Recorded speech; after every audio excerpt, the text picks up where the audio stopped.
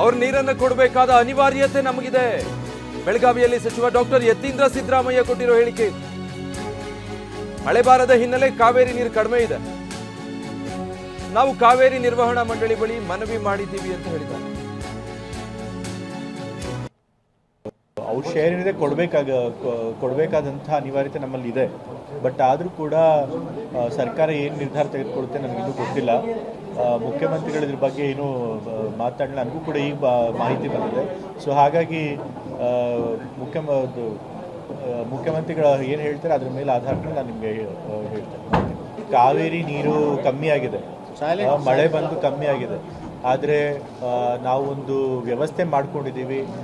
ಮತ್ತು supreme court order ಆದೇಶದ ಮೇರೆಗೆ ಈ ಥರ ಕಾವೇರಿ ನೀರು ನಿರ್ವಹಣಾ ಮಂಡಳಿ ಎಲ್ಲ ಮಾಡ್ಕೊಂಡಿದ್ದೀವಿ. ಸೊ ಅವರು ಸುಪ್ರೀಂ ಕೋರ್ಟ್ ಅವರು ಆ ಮಂಡಳಿಯವರು ಏನು ತೀರ್ಮಾನ ಕೊಡ್ತಾರೋ ಅದಕ್ಕೆ ನಾವು ಬದ್ಧವಾಗಿರಲೇಬೇಕಾಗುತ್ತೆ ಕಾನೂನು ಪ್ರಕಾರ. ಸೊ ಹಾಗಾಗಿ ನಮ್ಮ ಕುಡಿಯೋ ನೀರಿಗೆ ಎಷ್ಟು ನೀರು ಇಟ್ಕೊಳ್ಬೇಕು ಅದನ್ನ ಇಟ್ಕೊಂಡು ತಮಿಳ್ನಾಡಿಗೆ ಏನು ನೀರು ಕೊಡಬೇಕು ಅದು ಕೊಡಬೇಕಾಗತ್ತೆ. ಬಟ್ ಆದರೂ ಕೂಡ ಮುಖ್ಯಮಂತ್ರಿಗಳು ಇದ್ರ ಬಗ್ಗೆ ಏನು ಹೇಳ್ತಾರೆ ಅದೇ ಅಂತಿಮ ಆಗುತ್ತೆ. ಕೋರ್ಟಲ್ಲಿ ವಾದ ಮಾಡುವಂಥದ್ದಲ್ಲ. ಇದಾಗಲೇ